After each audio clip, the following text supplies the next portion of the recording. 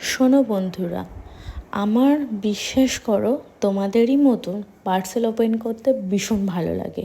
আর সেটা যদি হয় নিজের কষ্টের টাকায় কেনা।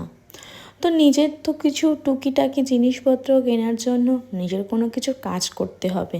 আর আমি যেরকম ধরনের কাজ করে থাকি, সত্যি বলতে আমার ভীষণ কষ্ট হয়, তারপরেও করি। আর তার মাঝখানে আবার কিছু কিছু মানুষ আছে সেই কাজের টাকা আবার মেনে নেওয়ার চেষ্টা করে।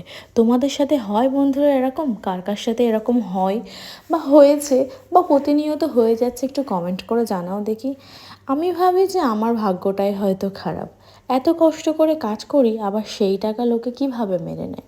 যেমন ধরো, আমি টিউশন পড়াই বা কোনো স্কুলে কাজ করি বা আরও টুকিটাকি যা কাজ করে থাকি, মেকআপের কাজ, নেলের কাজ, সেটা আবার সবাই বলে আজ দেবো কাল দেবো, এইভাবে করে করে সেটা আর দেয় না। আর সত্যি কথা বলতে তাদের সামনে গিয়ে যে আমি চাইবো সেটুকুও আমার পরিস্থিতির মধ্যে আসে না। আমার সত্যি বলতে ভীষণ খারাপ লাগে, তাদেরকে দেখলে মনে হয় যেন ওরা আমার কাছে টাকা পায়, আমি ওদের কাছে টাকা পাই, সেটা আমার একবারের জন্য মনে হয় না। আমার সত্যি বলতে ভীষণ খারাপ লাগে, ভীষণ লজ্জা লাগে।